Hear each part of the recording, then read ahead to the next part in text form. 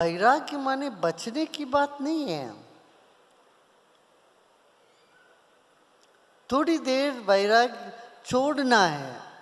जैसे सांस लेते हो और बक्के रोके रख सकते हो क्या? कुछ समय के बाद छोड़ना पड़ता है भाई। छोड़ने की कला ही वैराग्य है। कुछ हद तक सब में छोड़ने की कला है ही। देखो, एक माँ छोटे बच्चे को गोद में लेके घूमती रहती है, गोद में लेके बैठी रहती है, कंधे में लेके चलती रहती है। मगर जब बच्चा बड़ा होता है तब भी गोद में ले सकती क्या? बच्चे को फ्री छोड़ना पड़ता है कि नहीं? पड़ता है ना, करना पड़ेगा। ऐसे दिन भर काम करते हो, रात को सब छोड़ के तो सोओगे। आप गहने पहन के भी रहोगे, गहने पकड़ के रखोगे तो नींद आएगी क्या? सोते वक्त सब कुछ छोड़ के सोते ना, वो वैराग्य है। बिना वैराग्य के नींद ही नहीं आएगी तुम्हें, भोजन हजम नहीं होएगा, जीवन चलेगा नहीं। कुछ न कुछ अंश में वैराग्य सब में होता ही है। और ये मजबूत हो, बड़ा हो तो बड़ा सुख मिलता है। छोड़ने का सुख अतिशय है, ये आनंद है। पाने का सुख तो है ही, छोड़ने का सुख उससे बढ़िया है।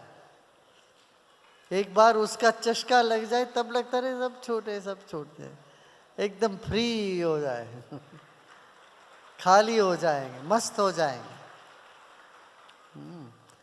अब लोग शराब पीते हैं, क्यों?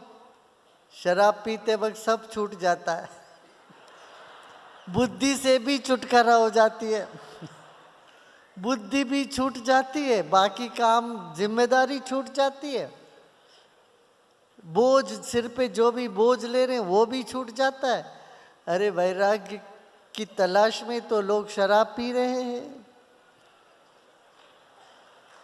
ये कहा सुना नहीं होगा तुमने? वैराग्य की तड़प से, ताकि सब छोड़ने की तड़प से, पता नहीं चल रहा कैसे छोड़े, तो शराब पी के वैराग्य का अनुभव करने की चेष्टा कर रहे हैं। बुद्धिमान हो, ज्ञान हो तो शराब की नहीं जरूरत है। ज्ञान की नशे चढ़ जाए, प्रेम का खुमारी चढ़ जाए तो बाकी सब तो अपने आप छूटता है। यम, नियम, आसन, प्राणायाम, प्रत्याहार और धारणा के बिना क्या ध्यान संभव है? नहीं, और ध्यान के बिना भी ये कुछ भी नहीं संभव है। तो कोई एक चीज को पकड़ो कि बाकी सब आने लगेगा। स्वामी विवेकानंद पहले यम, नियम, आसन, प्राणायाम, ध्यान सब करके आखिरी में उनको समाधि नहीं लगी। सबसे पहले उनको ध्यान लगा, गुरु ने उनको ध्यान लगा दिया, फिर बाद में उनको रुचि हुई, फिर आसन, प्राणायाम, ज्ञान सब में वो ऐसे हुआ ना। विवेकानंद पहले तो साधक तो नहीं थे, हिमालय में बैठ के आसन लगाते नहीं थे, वो तो विश्वास ही नहीं करते थे भगवान पे। जाके मिले गुरु से, गुरु ने हाथ रखा तो ध्यान लग गया। ऐसे दोनों तरफ अनुलोम विलोम है, ध्यान से बाकी सब होने लगेगा।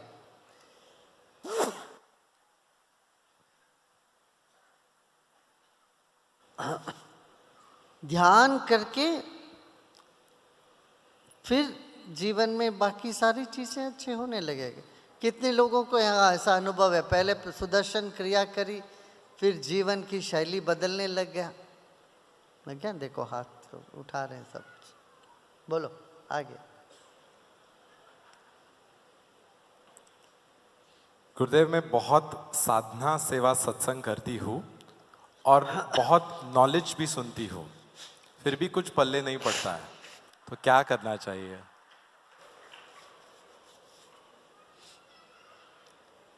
चलो तुमने ज्ञान के प्रति वैराग्य रख लिया, कोई बात नहीं, मस्त हो कि नहीं, पल्ले पड़े कि नहीं पड़े, तुम खुश हो, प्रसन्न हो कि नहीं, ये बड़ा आवश्यक है। ज्ञान का लक्ष्य यही है, मन में शांति और दिल में प्रेम प्रकट हो जाए, ज्ञान का लक्ष्य पूरा हो गया। ठीक है ना। नाव का उपयोग है तुम्हें किनारे लगाना, तुम किनारे में ही बैठ गए तो फिर नाव की क्या जरूरत है। चलो। गुरुदेव, क्या ज्यादा पावरफुल है, डेस्टिनी की Karma?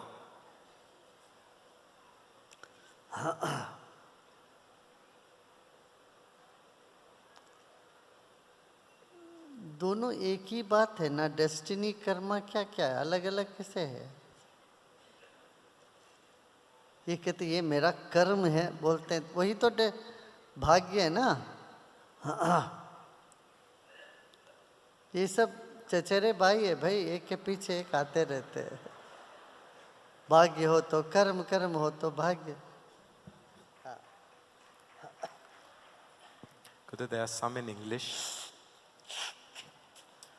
Gurudev, what to do when everything feels very unstable and living life feels fearful? You are in the right place, doing the right thing. सत्संग करो, साधना करो, do साधना, सत्संग, good company, company of people who are practicing, they uplift your spirit and give you confidence. Jai Gurudev. Gurudev, is it necessary to renounce everything to become enlightened?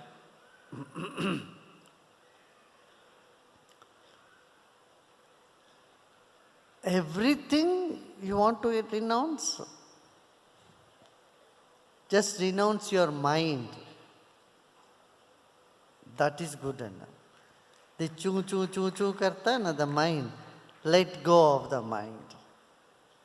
Yeah. Gurudev, teenagers are easily distracted due to surrounding people and gadgets. I want to make my child do his studies and focus on sadhana. How do I do it?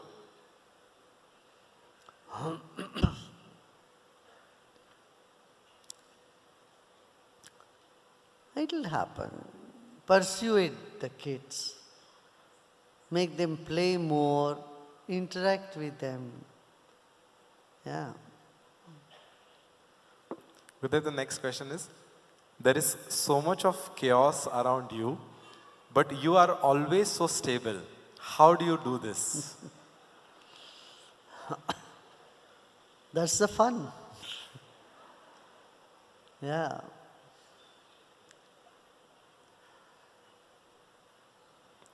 मेरा प्रश्न वास्तुशास्त्र से संबंधित है। घर की कुछ चीजें वास्तुशास्त्र के अनुसार नहीं है, तो क्या करें? कृपया उपदेश करें। जय गुरुदेव।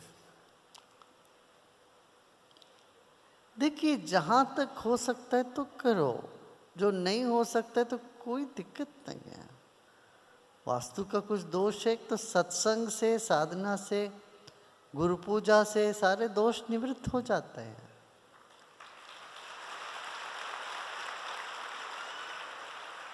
100% दोष रहित जगह ढूंढना बहुत मुश्किल है, होता ही नहीं है। वैसा देखा जाए तो भारत का खुद का वास्तु ही ठीक नहीं है। भारत का वास्तु देखो ना कैसा है। हाँ हाँ, तो हमें इस बात को लेके इतना चिंता नहीं करनी है। हमारा नॉर्थ ईस्ट हाई है, वास्तु में कहते हैं नॉर्थ ईस्ट नीचे होना चाहिए। भारत का कैसा है? हाँ, भारत का नॉर्थ ईस्ट ऊंचा है कि नहीं? हाँ, ऊंचा है भाई। दक्षिण में पानी नहीं होना चाहिए बोलते हैं। भारत के दक्षिण में ही तो पारस समुद्र है।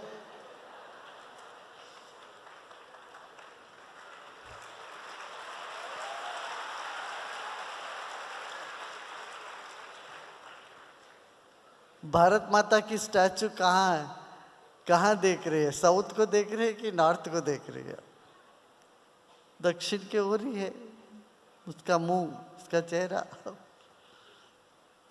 अरे इसलिए मैं कहता हूँ कि वास्तुशास्त्र ठीक है, जितना देख के जो हो सककर देख लेना, बहुत ज़्यादा पढ़ने की ज़रूरत नहीं। क्यों? भारत प्रगति तो कर रही है कि नहीं कर रही है? चैलेंजेस तो हुए हैं भारत में, प्रगति तो हो रही है। भारत सोने की चिड़िया बनी, वास्तु गड़बड़ होने के बावजूद भी।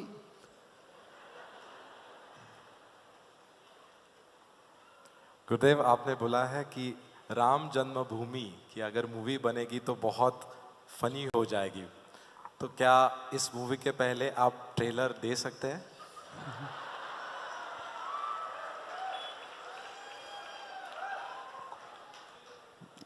बन जाएगा, कोई तो बनाएंगे उसका। दिस लास्ट क्वेश्चन, राम राज्य तो आ गया है, तो अभी राम नीति या कृष्ण नीति? राम नीति भी ठीक है, कृष्ण नीति भी ठीक है, कूटनीति ठीक नहीं।